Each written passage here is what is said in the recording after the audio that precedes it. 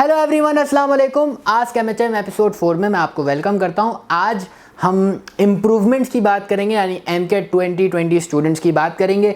तो अगर आप एमकेट स्टूडेंट नहीं हैं तो ये वीडियो आप स्किप कर सकते हैं अगर आप चाहें तो, और अगर आप देखेंगे तो मुझे खुशी होगी। आगे बढ़ते हैं। अच्छा, मैं आज जो भी ईमेल्स पढ़ूंगा वो किसकी होंगी? इम्प्रूवमेंट्स की, ठीक है ना। सवाल है, sir I need your big help. I have 78.6% and my score is 137। I was hoping around 160, but खैर जो होता है बेहतर होता है। गुड। आई नो मेरी परसेंटेज बुरी नहीं, और कहीं ना कहीं पेपर बुरा होने की वजह आउट क्वेश्चंस भी थे, जिसकी वजह से जो मुझे आता था मैं वो भी खराब कर गई। And in the and I got 5 minutes for 20 English questions.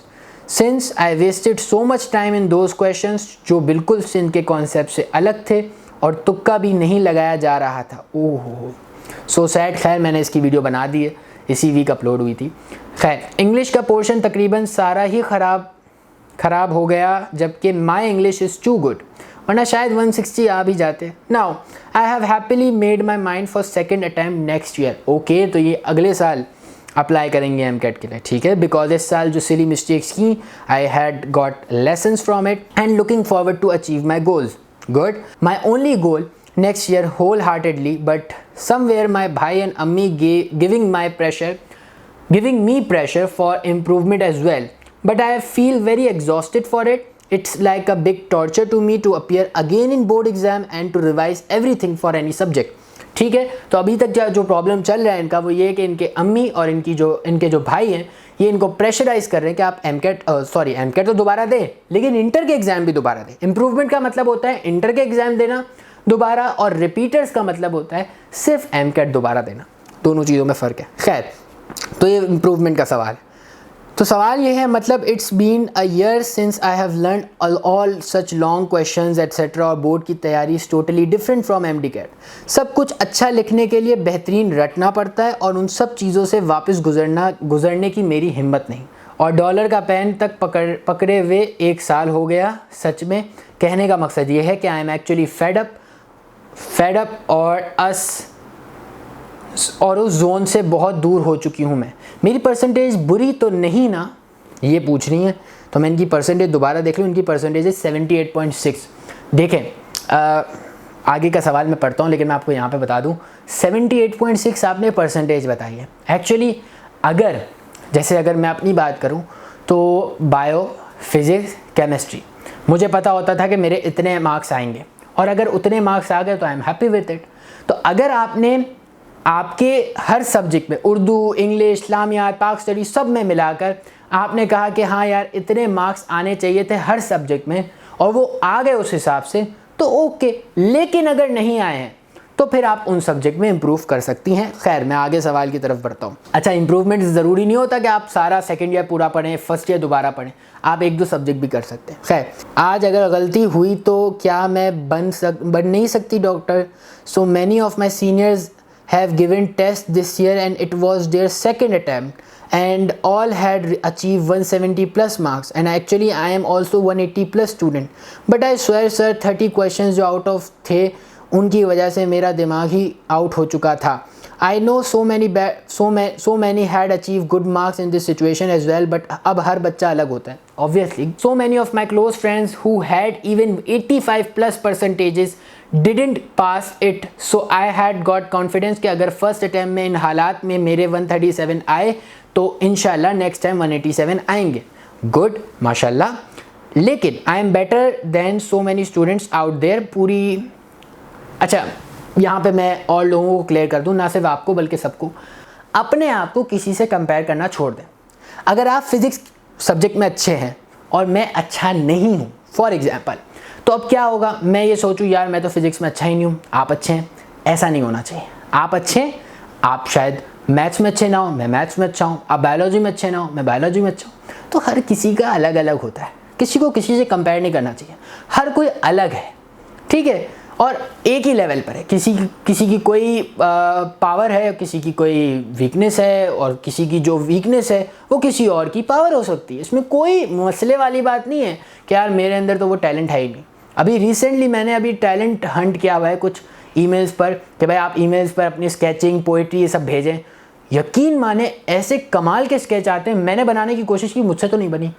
आपसे बन गई, ठीक है। अब मैं नहीं कह रहा आप डॉक्टर बनना छोड़ दें और स्केचिंग में आ जाए, मैं बता ये रहा हूँ कि आपके अंदर वो चीज़ें हैं जो शायद मुझ में ना हो, मुझ में कुछ होगा जो आपके अंदर नहीं होगा, तो उसमें कंपैरिजन नहीं करना होता। कोई किसी से ज़्यादा, कोई किसी से कम नहीं है, तो अपने आप को कंपेयर करना छोड़ दें। I am better than so many students out there, पूरी जान से अब फेडरल भी पढ़ूंगी, एंड आई विल इंशाल्लाह by the books of federal to do my best in any situation.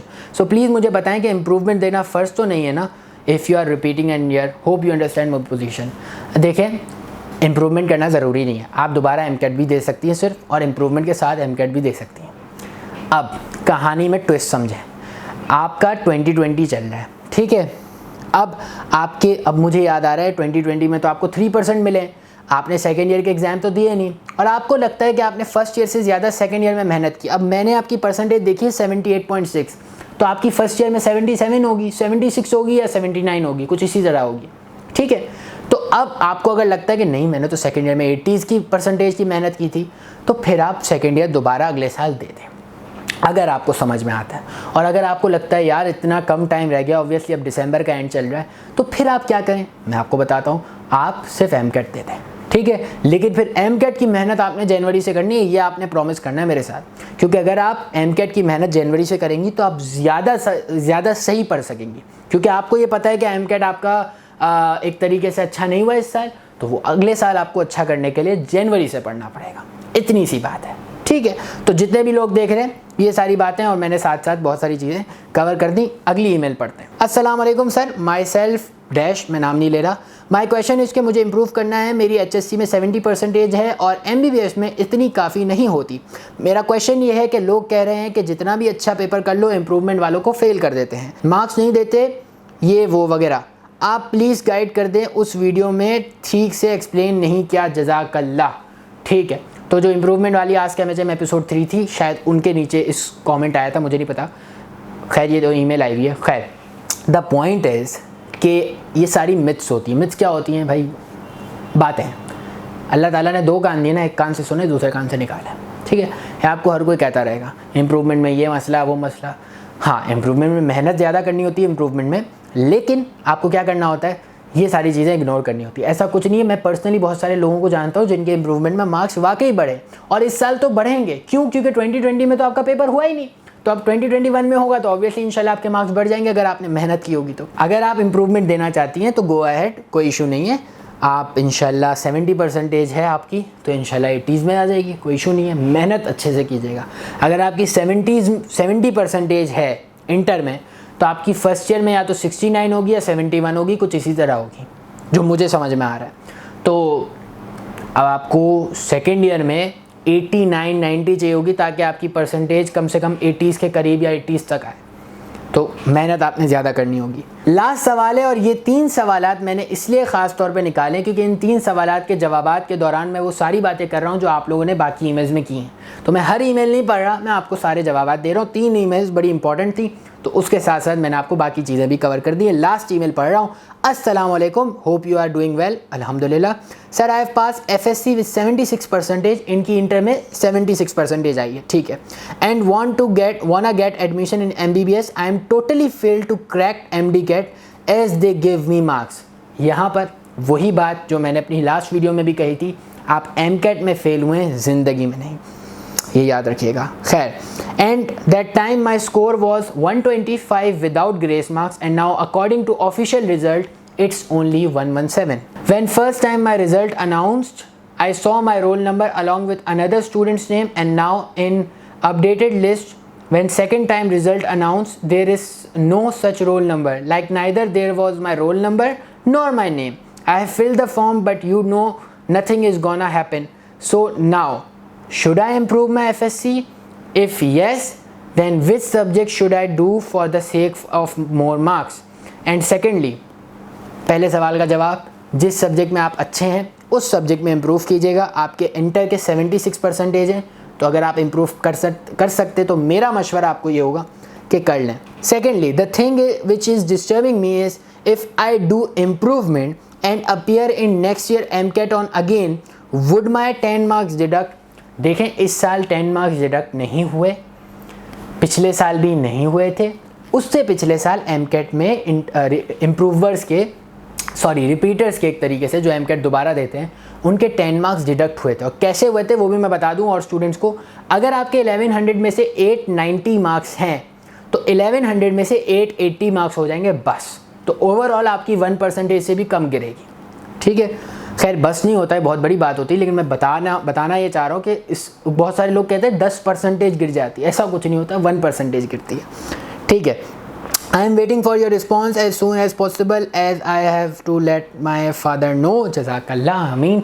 Hopefully आपके फादर ने भी ये जवाब सुन लिया होगा, नहीं सुना तो आप ये दिखा दें उनको। हिम्मत नहीं हारे, अभी बहुत सारे दरवाजे खुले हैं। वही बात कि आपकी जो ज़िंदगी है वो एक पूरा हाउस है, पूरा घर है, उसमें कई सारे रूम हैं, हर रूम में कई सारे दरवाजे खुले हुए हैं, 1-2 दरवाजे बंद हैं। हम उन बंद दरवाज़ों के सामने बैठकर सोचते रह जाते हैं पूरी ज़िंदगी, हम दूसरे रूम्स में नहीं जा पाते। क्यों नहीं जा पाते? हालांकि दरवाजे खुले हुए, हम जा सकते हैं, लेकिन हम उन्हीं के सामने बैठे रह जाते हैं और फिर बाद में एक वक्त के बाद हम रिग्रेट करते हैं।